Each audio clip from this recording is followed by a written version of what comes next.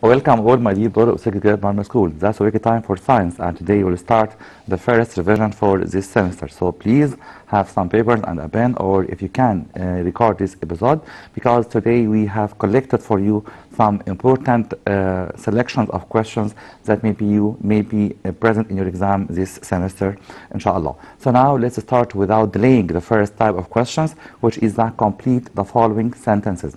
In this question, I advise you please read the question carefully till the end word, and because you may need certain arrangement. السؤال الأول هو سؤال complete، بنصحكم نصيحة مهمة جدا، بليز نقرأ السؤال لآخر كلمة فيه لأن ربما نحتاج لترتيب معين في الكلمات. So let's start with the first question of complete the following statement. Number one says, the light bulb consists of point, point, and point.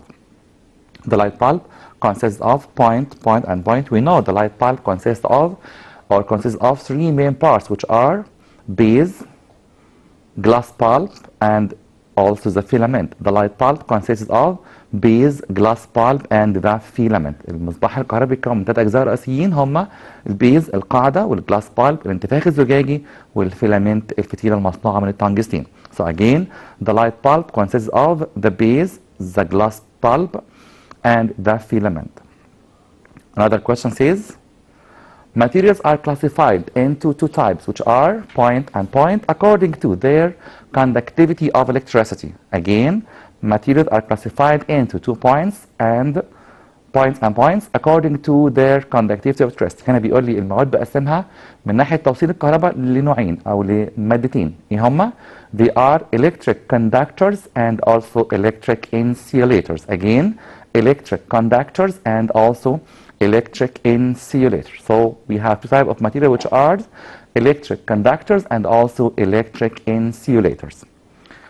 Another question says, suction pump is what, while point is a second class lever? In this question, you may need to remember that type of lever. We have three types of levers that are first class lever, second class lever, and also third class lever. هنا بالسؤال ده بيفكرني بأنواع الليفر أو أنواع الروافع درسناها في lesson 1.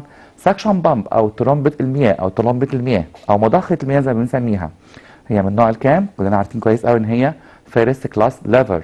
So again, suction pump is a first class lever, while point is a second class lever. We have many examples of second class lever, such as wheelbarrow, nutcracker, bottle opener, and so on. هنا عايز أقول له example يكون second class lever. So again, suction pump is a first class lever, while wheelbarrow is a second class lever. Another example or another question of complete questions. Light bulb changes point energy into point energy. Light bulb أو المصباح الكهربي بيحول طاقة إيه لطاقة إيه أو نوع طاقة إيه لنوع طاقة إيه. Sure, light bulb changes electric energy into light. هنا بنفكر في السؤال كويس قوي. اللايت بالب بياخد مني إيه؟ بياخد مني كهرباء وبيديني light. يبقى هو بيحول electric energy into light energy. Again, light bulb changes electric energy into light energy. والسؤال ده أو الموضوع ده درسناه في برايمري 4. موضوع مهم جدا إن أنا بفكر فيه وأشغل دماغي كويس قوي. أي سيستم أو أي ديفايس أو أي تول بيحول انرجي ايه لانرجي ايه، انا بفكر هو اخد مني انرجي شكلها ايه او نوعها ايه واداني انرجي نوعها ايه. فور اكزامبل the electric fan المروحه الكهربائيه changes electric energy into kinetic. For example, electric heater السخان الكهربي changes electric energy into heat energy. Again, electric heater السخان الكهربي changes electric energy into heat energy. يبقى الموضوع سهل وبسيط جدا، محتاج بس نشغل مخنا شويه، نشغل دماغنا ونفكر الانرجي بيحصل لها change من ايه لايه inside these tools or this system. So again, light bulb المصباح الكهربي changes what energy into what energy? Sure, electric into light. Another question that says, filament of the electric lamp is made of what? Sure, filament of the electric lamp is made of tungsten. Why tungsten especially? ليه tungsten تحديدا هو اللي بنستخدمه في اللايت bulb? Because tungsten has high melting point. It's a very important point of give reason. Filament of the electric lamp is made of tungsten because tungsten has high melting point. Another question says, if a boy sits on a seesaw I'm sure it's a problem of lever. هنا قلنا قبل كده أكتر من مرة في حلقات كتيرة سابقة عشان نحل problem of lever لازم كويس قوي أكون عارف الليفرز law قانون الروافع. The question says or the problem says if a boy sits on a seesaw, its weight is 250 Newton at a distance about 100 centimeters from the fulcrum, and a girl sits on the other side. Her weight is 200 Newton. Calculate the distance suitable to set this girl to make balance. طب نحل مع بعض ازاي البروبلم ديت؟ اتفقنا اكتر مره قبل كده عشان نحل اي بروبلم ليفر you must at first write the law. اول خطوه لازم اكتب القانون. The lever law states that effort force by effort force R equal resistance force by resistance force R. So let me write this law. Effort force by effort force R equal resistance by resistance R. طب هنا مين الافورت فورس او الريزيستنس؟ نقرا كده البروبلم من تاني. If a boy sits on a seesaw، نتخيلها مع بعض كده لو الولد دوت قاعد على seesaw يعني مرجيحه فور اكزامبل قاعد هنا هو عنده ويت 250 نيوتن. اوكي؟ distance about 100 سنتيمتر كان قاعد على مسافه 100 سنتيمتر. From the fulcrum and the girl sits on the other side والجيرل كانت هنا عند الاذر سايد. نرسم كده بنت كده بيوتيفول جيرل. معلش انا مش شاطر قوي في الرسم. 200 نيوتن جيرل.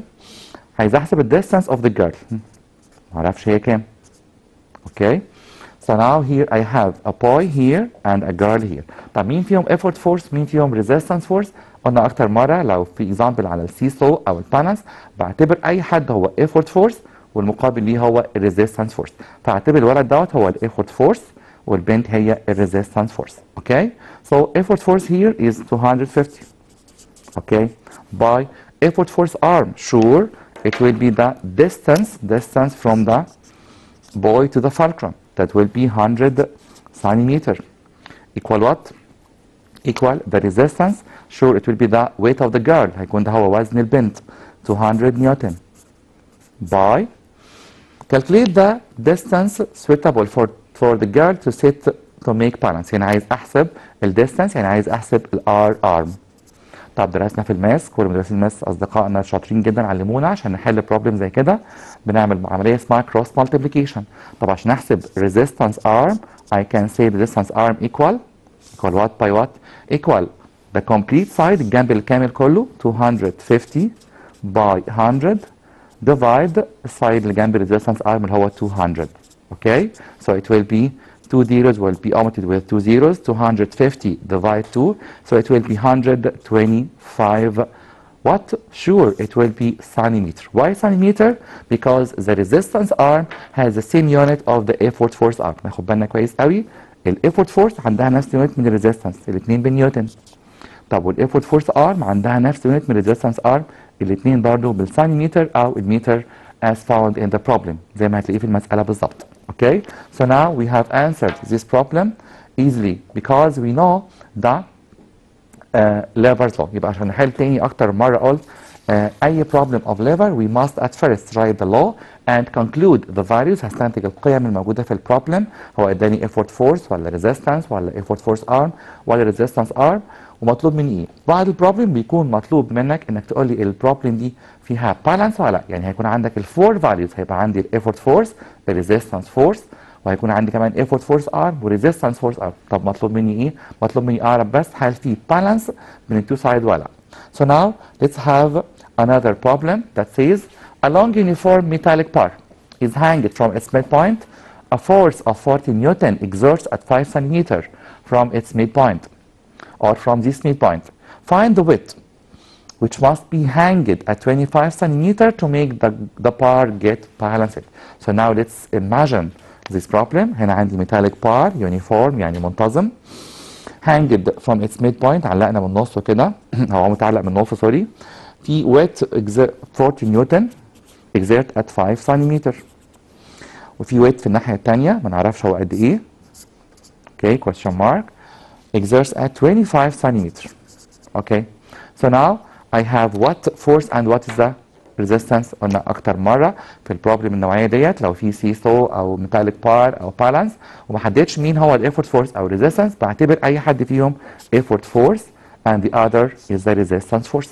طب هيكون ده effort force والديستانس بتاعته هي الeffort force R. effort force R. ده resistance يبقى دي هي resistance force R.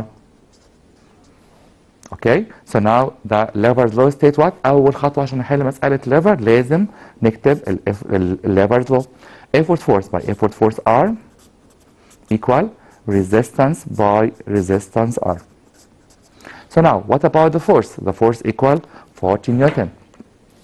So it will be 40 Newton by effort force arm that will be 5 centimeter equal the resistance. I don't know resistance. Now I want the resistance, okay? Resistance by what? By 25 centimeter. So now I want to calculate the value of the resistance. So the value of the resistance equal what? The resistance equal 40 by 5 divide 25. So I can calculate this with my mind without calculator. طبعا كلكم جيد بيعتمد على الكالكوليتر، لكن احنا بنحب قوي نشغل مخنا شويه. Divide 5 equal 1 divide 5 equal 5. So 40 divide 5 equal 8 what? 8 Newton. Why Newton? Because we know that the force has the same unit of resistance. إذا كانت الفورس بالنيوتن هيكون برضه resistance برضه بالنيوتن. Okay? So again the lever's law or the lever's problem, I think they are very easy if you only know how to answer it. قانون او مسائل الليفرز او مسائل الروافع مسائل سهله جدا جدا، متهيألي ان هي مش مستوى الفكري لبرايمري 6، انتوا اعلى من كده بكتير قوي، لكن هي اوريدي سهله جدا، بس بشرط انك تكون تعرف تحلها ازاي. عشان احل اي مساله ليفر بليز write the law، اكتب الاول القانون، then you must conclude the values under each one of them and you must find the absent value. بعد كده بجيب القيمه اللي مش موجوده عندي، مطلوب مني resistance او effort force او resistance force او resistance force arm and so on، وبعد البروبلم بيكون مطلوب فيها هل في بالانس بين التو سايد ولا لا. طب نروح للكويستشن تاني او نوع تاني من الاسئله، هو choose the correct answer. Again choose the correct answer. sorry. In this question I advise you، بنصحكم نصيحه مهمه جدا في السؤال ده. Please read all the choices till the end one. لازم اقرا كل الاختيارات لان ربما يكون في more than one choice، اكتر من اختيار are right يكونوا صح. فبليز نقرا كل الاختيارات. All the following conduct electricity except iron, copper, clothes, aluminum. Again, all the following conduct electricity except iron, copper, clothes, aluminum. كل الحاجات الموجودة قدامي دي بتوصل الكهرباء إلا sure it will be the clothes الملابس. Again, all the following conduct electricity except clothes. Another question that says the partial solar eclipse appears in the area of the partial solar eclipse. كسوف الشمس الجزئي بيظهر في منطقة umbra, penumbra, negative shadow and penumbra. Again, the partial solar eclipse appears in the area of umbra, penumbra, negative shadow and penumbra. هي احنا قلنا قبل كده كلمة سر مهمة قوي، ان البارشال بيبدأ بلتر بي، يبقى اكيد هيبدأ في منطقة برضه بتبدأ بلتر بي اللي هي بينمبرا. ناخد بالنا كويس قوي، البارشال بيحصل في منطقه بنسميها بينمبرا او شبه الظل. The partial solar eclipse appears in the area of penumbra. Another question that says the filament of the light bulb is made of. الفيلامنت مصنوعه من tungsten, copper, lead, iron. I'm sure it's a very easy question because all of us know that the filament is made of tungsten. Why? Again, because tungsten has high melting point. ليه؟ أصل tungsten عنده high melting point. The filament of the light bulb is made of tungsten. Don't forget that. Another question that says, when we connect more than one bulb in parallel, an electric source, the lightning of the bulbs decreases, increases, doesn't change, or A, B, and C. طب هنا بيقول لي بوصل لمبات على طريقة توصيل البارالل.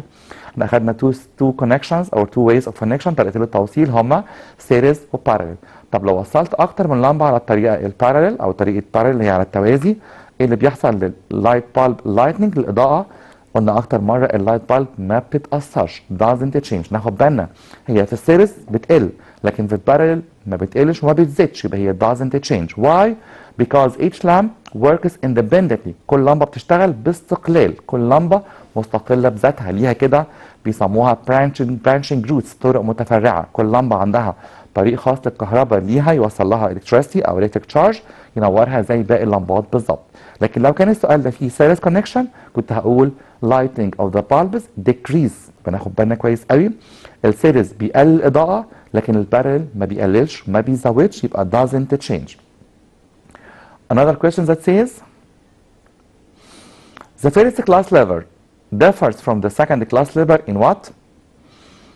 The absence of the active force, the presence of the fixed point, the position of the fulcrum, the presence of the resistance. I think this question is a little bit difficult. السؤال ده يمكن فيه صعوبة شوية. بيقول لي هنا first class lever تختلف عن second class lever في ايه؟ absence of the active force غياب القوة يعني ما عندهاش فورس. طبعا لا احنا عارفين كويس قوي ان كل 3 type of levers عندهم فورس وعندهم resistance وعندهم fulcrum. The presence of the fixed point وجود الفيكسد بوينت اللي هي الفالكرم يعني لا طبعا كلهم برضو عندهم fixed point. The position of the fulcrum ولا the presence of the resistance وجود الريزيستنس. Sure the answer will be the position of the fulcrum. الليفر كلها تختلف عن بعضها في البوزيشن في المكان في وضع الميدل بوينت. قلنا اكتر مره لو الافورت فورس في النص فور اكزامبل هيكون ثيرد كلاس ليفر، لو ريزيستنس هي ان ذا ميدل هيكون سكند كلاس ليفر، لو الفالكرم ان ذا ميدل هيكون فيرست كلاس ليفر. وقلنا في كلمه سريه نكتبها مع بعض كده، نفتكر تاني كده ان في كلمه اسمها اورف او او ار اف. لو او ان ذا ميدل نكتب مع بعض اورف. اوكي، O in the middle it will be first class lever نكتب مع بعض كده. طب لو R in the middle it will be second class lever. لو F in the middle it will be third class lever. ناخد بالنا كويس قوي. O يعني fulcrum هو لو in the middle، O في النص يبقى ده first class lever.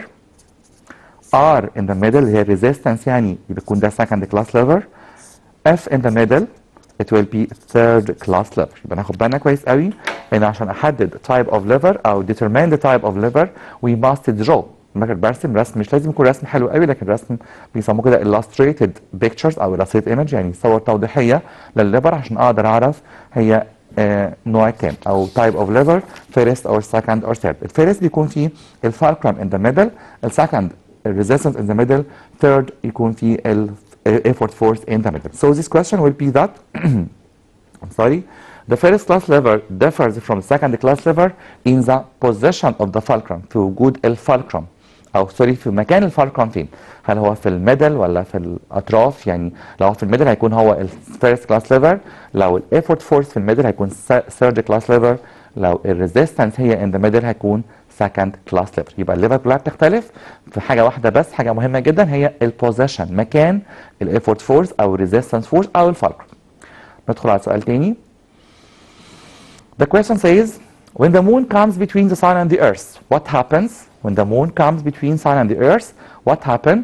Sure, tornado, solar eclipse, lunar eclipse, tsunami. طبعا سمعت كتير قوي من الطلبه بيقولوا ده سؤال سهل جدا، لو المون هو in the middle it will be solar eclipse، هيكون solar eclipse او كسوف الشمس.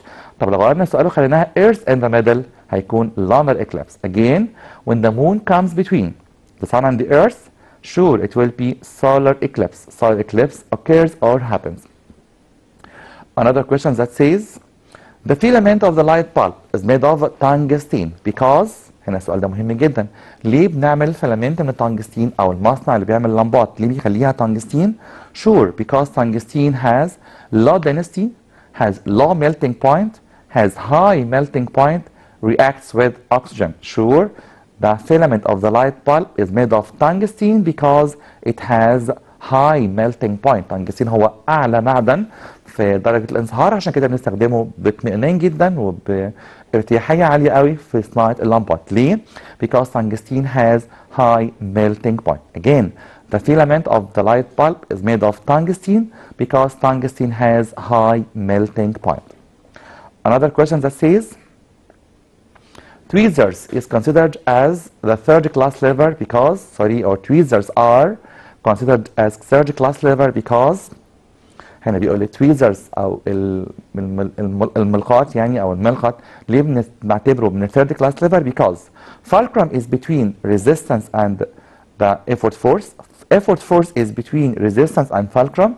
Resistance is between effort force and fulcrum, or resistance force and effort force affect on the same point. قلنا من شويه لسه تقريبا مفيش من 5 دقايق عشان احدد اي نوع ليفر لازم اعرف الميدل بوينت. طب تويزرز ليه هو من الثيرد كلاس ليفر؟ sure because it has effort force between resistance and fulcrum, because again effort force is between resistance and the fulcrum. Another question that says to observe the solar eclipse safely you should wear.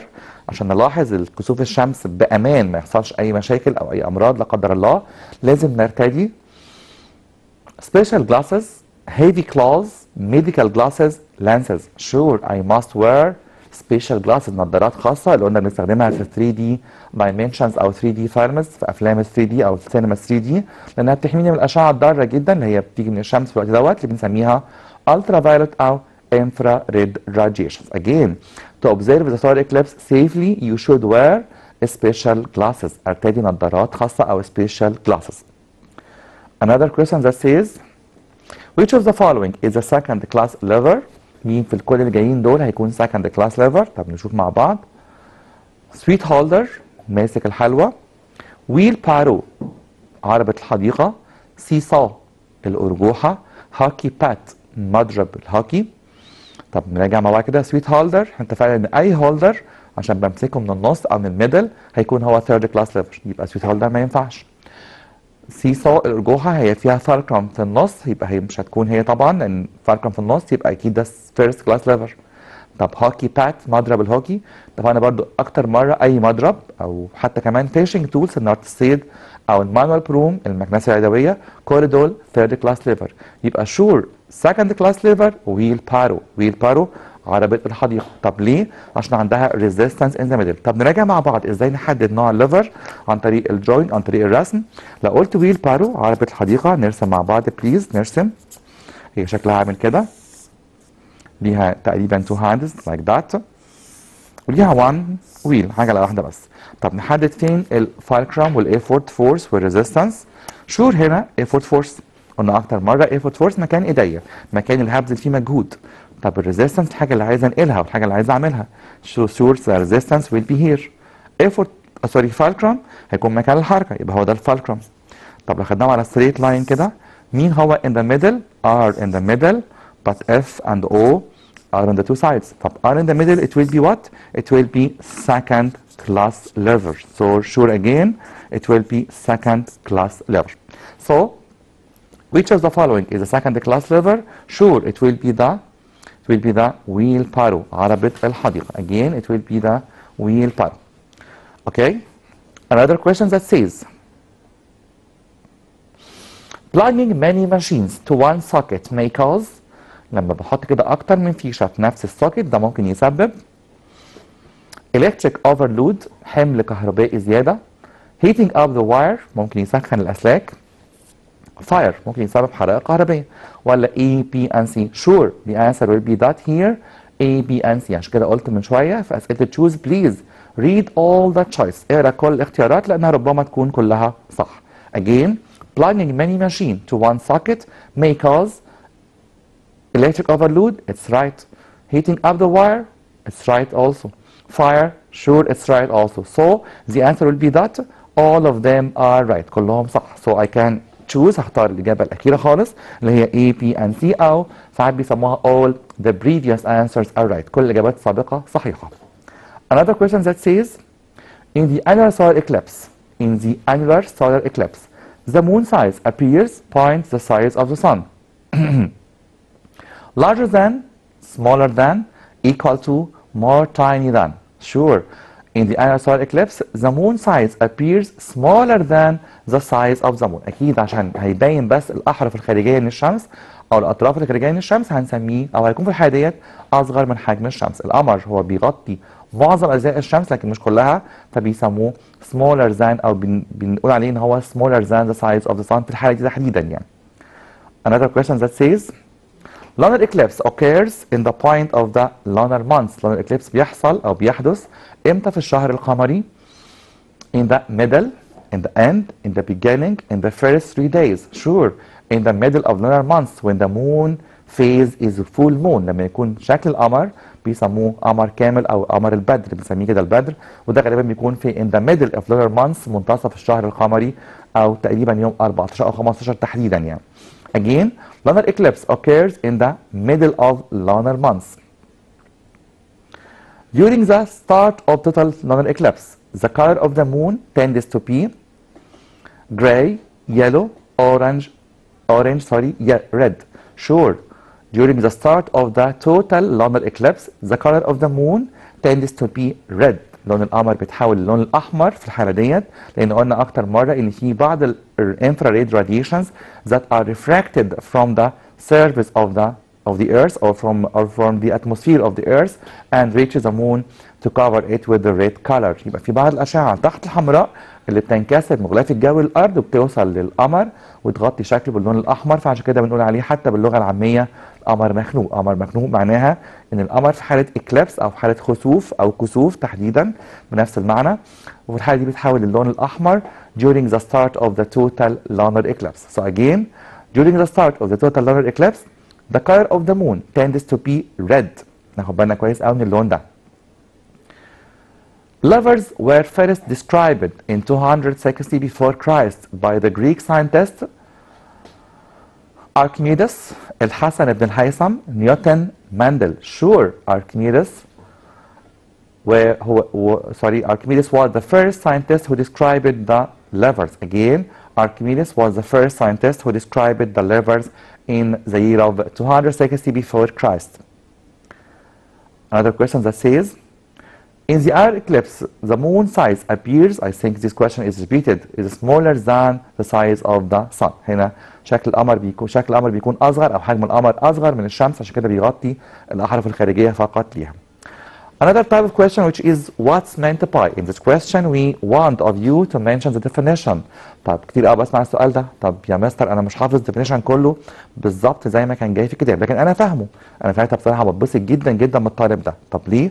اصل هو طالب فعلا بيشغل مخه، الطالب ده اللي احنا محتاجينه بجد الفتره الجايه. الطالب ده اللي هيشغل مخه هو اللي هيوصل فعلا لمستويات حلوه جدا واماكن حلوه جدا، لكن الطالب اللي بيحفظ بس ممكن ينسى، ممكن جدا يلخبط.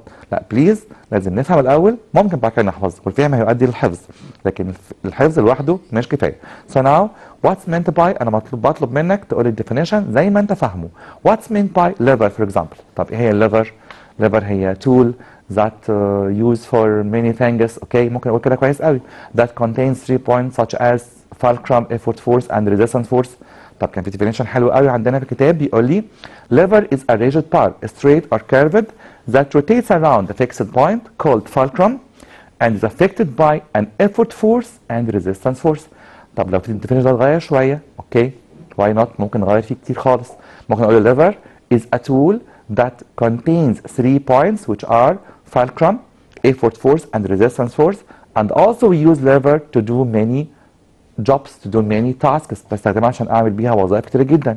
يبقى بليز قلنا اكتر مره بنحب قوي الطالب الكرييتيف اللي بيقدر يعمل definition from his own mind. آخر definition معانا electric current is the flow of electric charges, electrons through a material conducting electricity. So by this point, I'm afraid we have reached the end of this episode. I promise you to meet again next Thursday, inshallah. But now we have a break till we meet again with our friends of first prep grade after this break. Now, thank you and goodbye.